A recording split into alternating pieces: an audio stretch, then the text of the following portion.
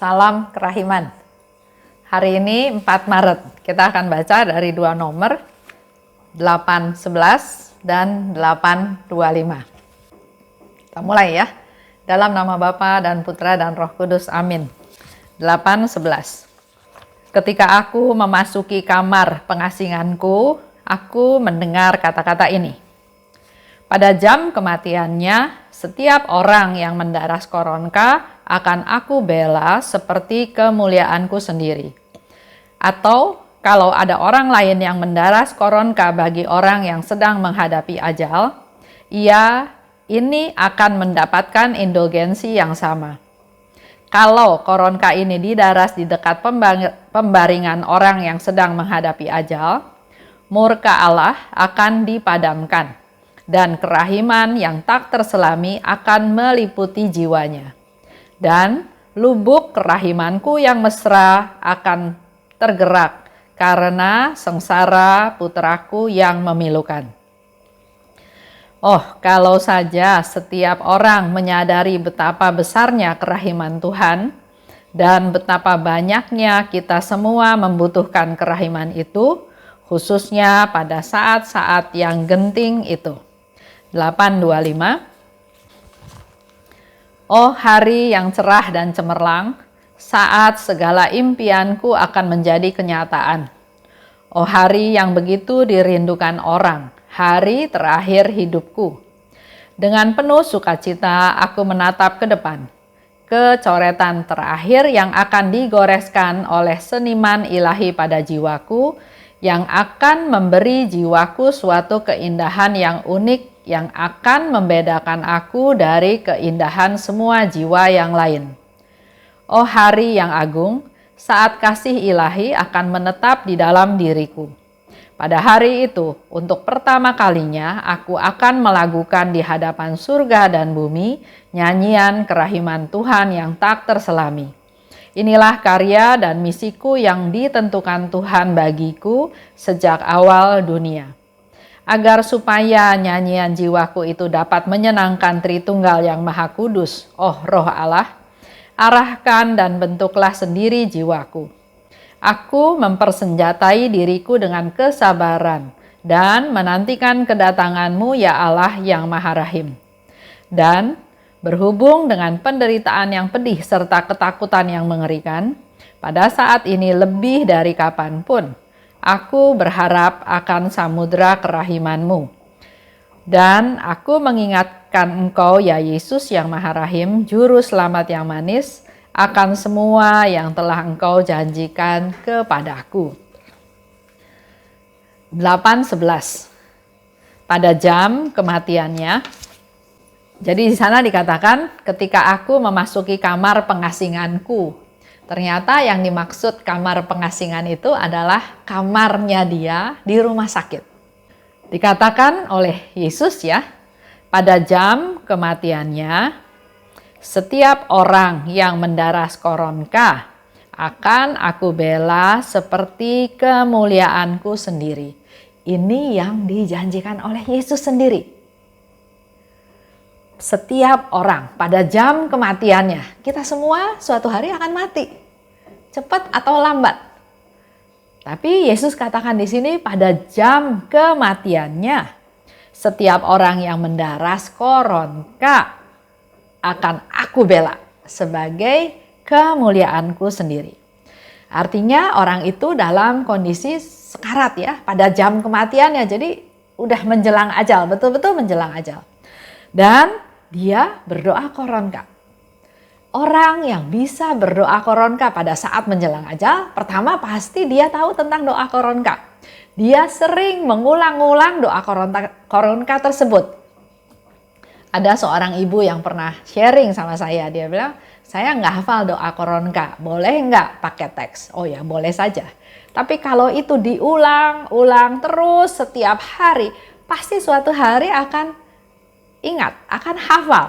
Nah, pada saat menjelang ajal, pada jam kematiannya, Yesus bilang kalau berdoa koronka, maka Yesus akan membela orang itu, jiwa itu sebagai kemuliaanku sendiri.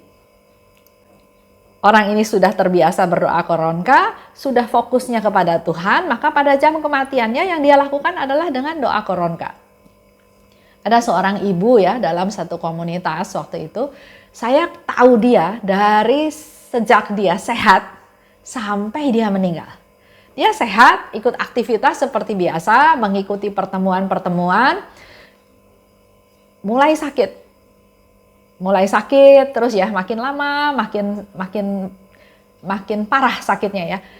Waktu dia sakit awalnya dia masih bisa berdoa koronka, masih bisa ikut dalam doa koronka demi sengsara Yesus yang pedih ya. Nah, beberapa bulan kemudian waktu datang lagi ke rumahnya, dia udah nggak bisa berdoa koronka, sudah nggak keluar suaranya. Dia menderita kanker, dia nggak bisa keluar, tapi dia masih bisa mendengar. Sehingga pada waktu kita berdoa koronka, dia tetap dengan butir-butir rosario, dia tetap menghitung butir demi butir sampai doa koronka selesai.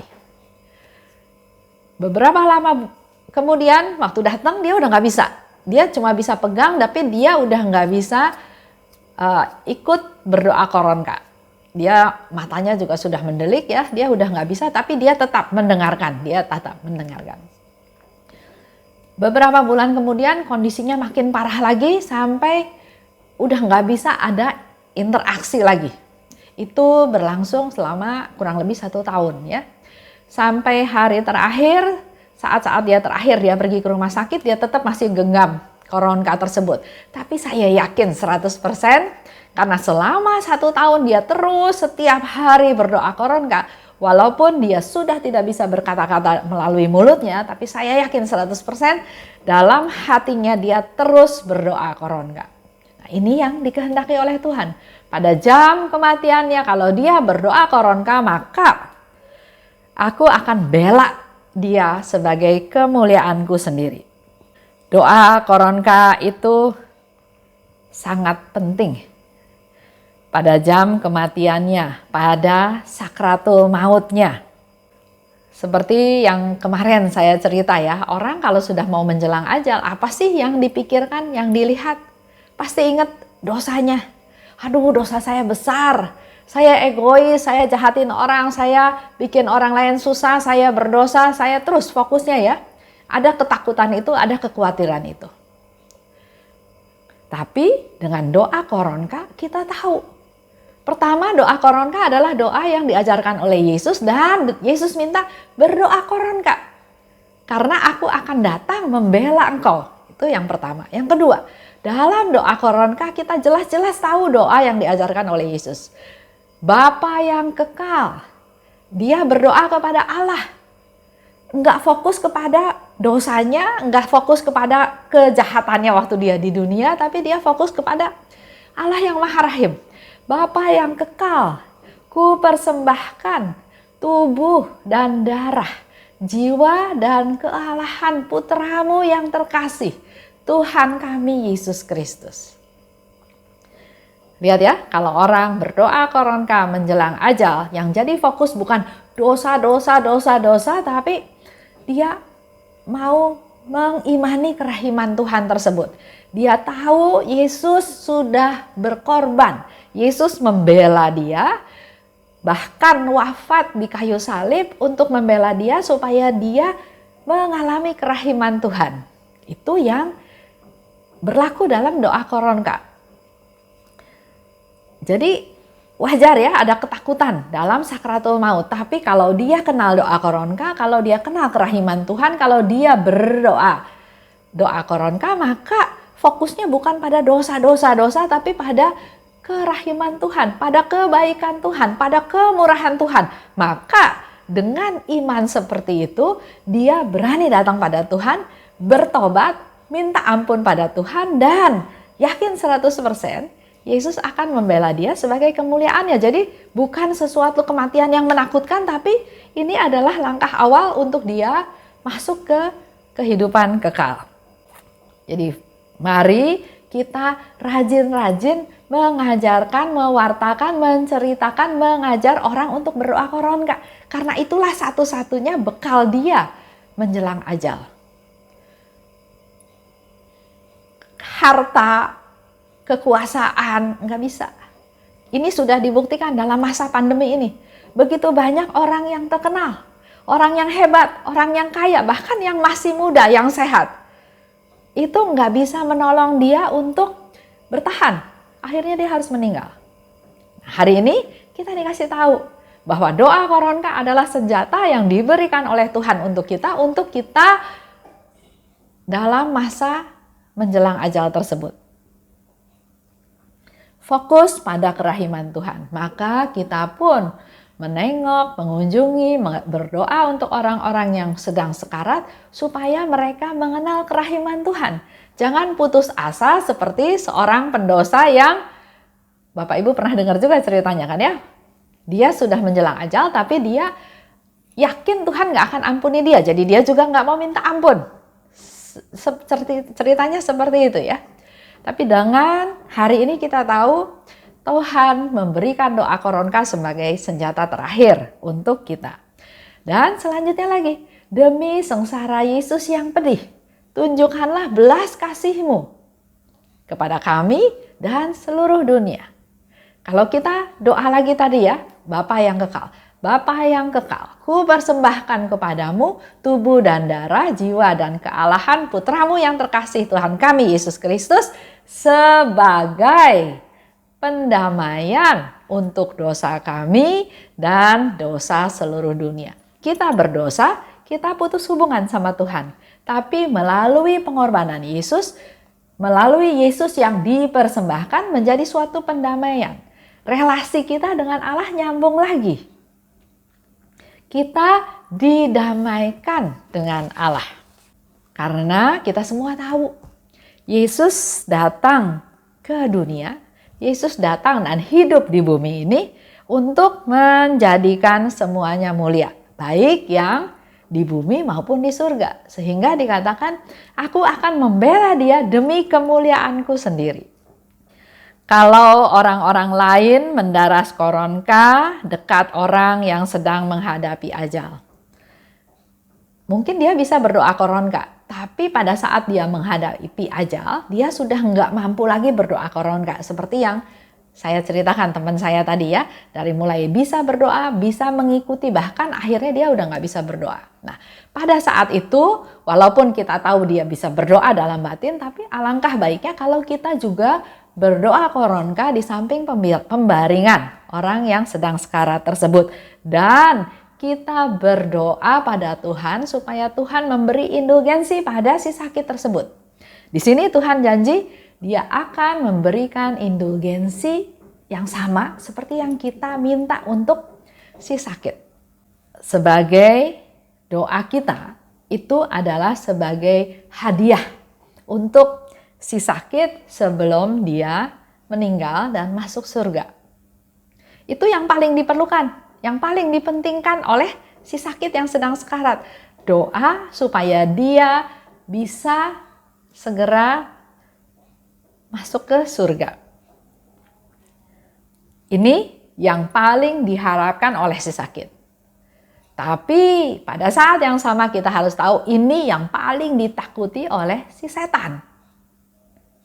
Oleh sebab itu, kita memang harus terus berjaga-jaga, harus hidup dalam doa supaya kita kuat, supaya kita menang. Dikatakan lebih lanjut oleh Tuhan ya, kalau koronka ini didaras di dekat pembaringan orang yang sedang menghadapi ajal, murka Allah diredakan dan kerahiman yang tidak terselami meliputi jiwanya. Bapak Ibu kalau baca diary Faustina juga tahu, Yesus pernah minta pada Suster Faustina untuk berdoa koronka untuk orang yang sedang sekarat. Waktu Suster Faustina datang, dia melihat memang ada banyak bayangan hitam sedang menunggu jiwa dari si sakit ini. Begitu dia meninggal, jiwa itu dia mau tangkap.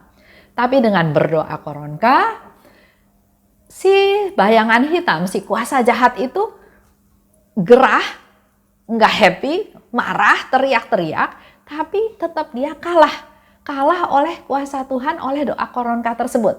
Sehingga akhirnya dia lari dengan menjerit ketakutan. Dan orang yang sedang sekarat tersebut akhirnya meninggal dalam damai, karena dia sudah didamaikan dengan Allah. karena murka Allah sudah reda.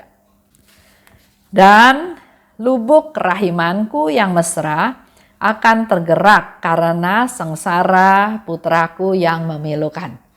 Itu yang disebutkan ya dalam doa Koronka, demi sengsara Yesus yang pedih. Bapa yang kekal, ku persembahkan kepadamu tubuh dan darah, jiwa dan kealahan putramu yang terkasih Tuhan kami Yesus Kristus. Di sini dikatakan, kerahimanku yang mesra akan tergerak karena sengsaraku yang memilukan. Itulah ungkapan dari misteri kerahiman Tuhan. Kenapa Allah baik kepada manusia yang berdosa? Karena Allah melihat putranya yang dikasihinya mau rela berkorban mati untuk membela manusia yang berdosa. Kita lihat posisi orang yang sedang sakit. Orang yang sedang sakit selalu kita berdoa supaya dia disembuhkan, supaya dia diberi umur panjang, supaya dia sehat lagi. Itu keinginan jasmani kita, keinginan duniawi kita, karena kita nggak mau kehilangan dengan orang yang kita kasihi. Padahal kita hari ini belajar dari Suster Faustina, dari apa yang dikatakan oleh Tuhan. Kematian itu adalah saat yang terindah sebetulnya. Saat kita bertemu dengan Tuhan, saat kita atau si sakit sudah tidak usah menderita sakit lagi, udah nggak usah merasakan kesusahan hidup di dunia lagi, tapi bisa menikmati hidup yang kekal. Oleh sebab itu, mari kita rubah persepsi orang-orang bahwa Koronka itu bukan pencabut nyawa. Karena memang pernah ada seorang ibu ya, dia minta Haryanto untuk doa Koronka untuk ibunya yang sedang sakit di rumah sakit. Tapi dia pesan, Pak, jangan doa Koronka ya Pak, doa Rosario aja. Haryanto tanya, kenapa?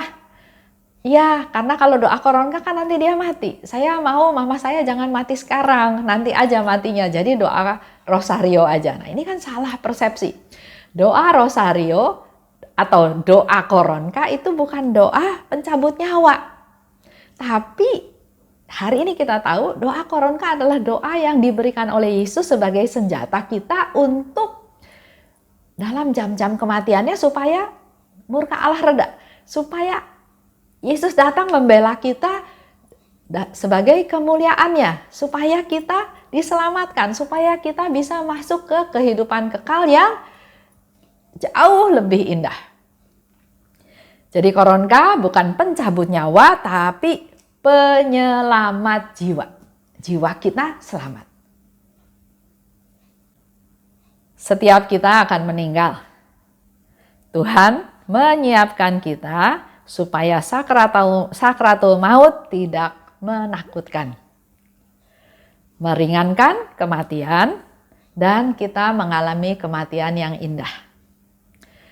Seorang Romo pernah bilang sama saya, coba Esther lihat wajah daripada orang yang meninggal tersebut. Lihat, damai, tenang, berarti dia siap. Ada lagi orang yang juga meninggal dengan wajah yang keras. Beda ya. Nah, kita perlu berdoa buat mereka-mereka supaya dia juga bisa punya jalan yang lancar pulang ke rumah Tuhan. Dan satu hal, murka Allah menjadi reda, kita dibela oleh Yesus demi kemuliaannya sendiri, maka dengan doa Koronka melindungi jiwa dari api neraka.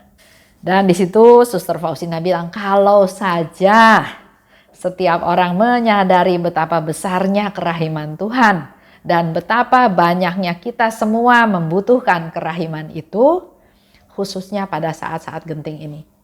Sekarang masa pandemi, begitu banyak orang yang meninggal mendadak. Apakah dengan persiapan atau dengan tidak ada persiapan? Dia lagi jalan-jalan ke Bali. Tiba-tiba meninggal di Bali. Pasti nggak lagi siap untuk meninggal. Dia jalan-jalan ke Bali. Pulang dari Bali, dia sakit dan meninggal. Nah, banyak hal terjadi seperti ini. Lihat apa yang dikatakan oleh Suster Faustina. Kalau saja setiap manusia menyadari betapa besar kerahiman Tuhan dan betapa banyaknya kita semua membutuhkan kerahiman itu, maka mari kita yang masih sehat perbanyak berdoa koronka untuk mereka yang membutuhkan. Berdoa untuk diri sendiri, berdoa untuk banyak orang, terutama orang-orang yang sakit atau meninggal karena pandemi corona yang mungkin mereka tidak siap. Beda dengan orang yang sakit ya. Dia sakit, masuk rumah sakit, misalnya harus cuci darah. Proses dia pelan-pelan bisa menerima keadaannya dan kalau suatu hari meninggal dia udah siap. Tapi beda dengan yang kena corona, yang kena COVID-19. Satu hari sebelum meninggal dia bilang saya masih mau hidup. Saya akan berjuang, saya mau hidup, tapi besoknya meninggal. Nah, pertanyaannya adalah mereka siap atau enggak? Mari kita perbanyak doa koronka untuk mereka. Lanjut ya. Hari yang begitu dirindukan orang. Hari terakhir hidupku. Buat Suster Faustina, hari terakhir hidupnya adalah hari yang sangat dirindukan. Karena bukan meninggal selesai, tapi dia tahu melalui proses meninggal dia akan bersatu dengan Tuhan. Dengan penuh sukacita aku menatap ke depan. Pada hari itu untuk pertama kalinya aku akan melakukan di hadapan surga dan bumi nyanyian kerahiman Tuhan yang tidak terselami. Aku mempersenjatai diriku dengan kesabaran dan menantikan kedatangan-Mu ya Allah. Dan berhubungan dengan penderitaan yang pedih serta ketakutan yang mengerikan, pada saat ini lebih dari kapanpun, aku berharap akan samudra kerahiman-Mu. Ini suatu sharing, suatu contoh, suatu hal yang diberikan oleh Santa Faustina kepada kita semua para devosan kerahiman. Pada saat kita menghadapi hal-hal seperti itu, maka yang dimohon pada Tuhan adalah kesabaran. Minta kesabaran dari Tuhan dan juga untuk menantikan kedatangan Tuhan. Dari apapun yang mengerikan, yang mengkhawatirkan, minta kerahiman Tuhan. Berharap akan samudra kerahimannya. Minta pada Tuhan. Kita refleksi dalam hidup kita masing-masing. Setiap keluarga pasti punya permasalahan. Setiap pribadi juga pasti punya sesuatu. Mari hari ini kita bersama-sama belajar dari Suster Faustina untuk melihat ke depan dengan sudut pandang lain, bukan suatu ketakutan, tapi sesuatu yang dipersiapkan. Mungkin meninggal masih 10 tahun lagi, masih 20 tahun lagi, tapi mari kita persiapkan hari-hari kita untuk sesuatu hal yang baik yang memang Tuhan kehendaki. Melaksanakan perintah Tuhan. Bersandar pada Tuhan, mengandalkan Tuhan, mempersembahkan segala hal pada Tuhan. Dan terus-menerus berharap akan kerahiman Tuhan. Itu aja untuk hari ini. Saya ingatkan lagi, jangan lupa banyak berdoa koronka buat mereka yang membutuhkan doa-doa tersebut pada masa seperti sekarang ini. Nggak ada yang sia-sia. Dan Tuhan pasti akan senang apa yang kita lakukan untuk keselamatan jiwa-jiwa. Amin. Dalam nama Bapa dan Putra dan Roh Kudus. Amin. Salam kerahiman.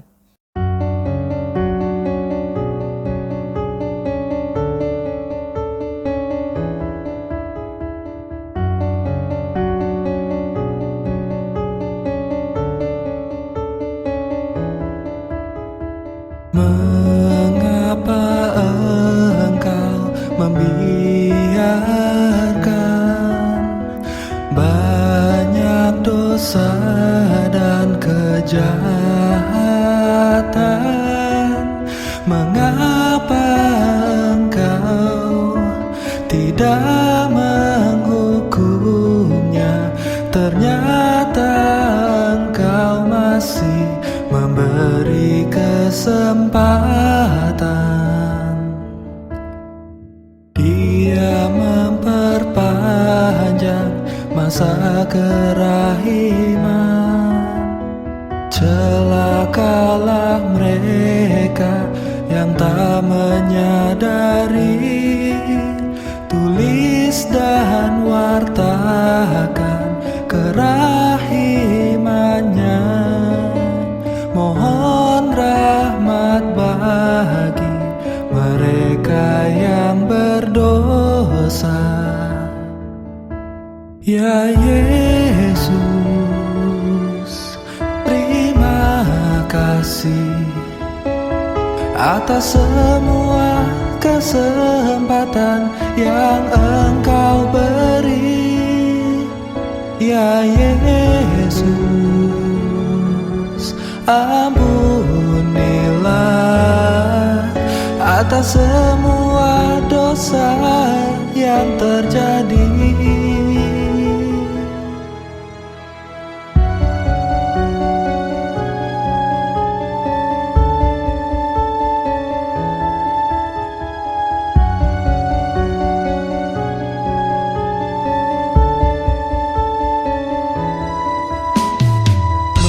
Mengapa Engkau membiarkan banyak dosa dan kejahatan? Mengapa Engkau tidak menghukumnya? Ternyata Engkau masih memberi kesempatan. Dia memperpanjang masa kerahiman. Celakalah mereka yang tak menyadari, tulis dan wartakan kerahimannya. Mohon rahmat bagi mereka yang berdosa. Ya Yesus, terima kasih atas semua kesempatan yang Engkau beri. Ya Yesus, ampunilah atas semua dosa yang terjadi. Ya Yesus, terima kasih atas semua kesempatan yang Engkau beri. Ya Yesus, ampunilah atas semua dosa yang terjadi.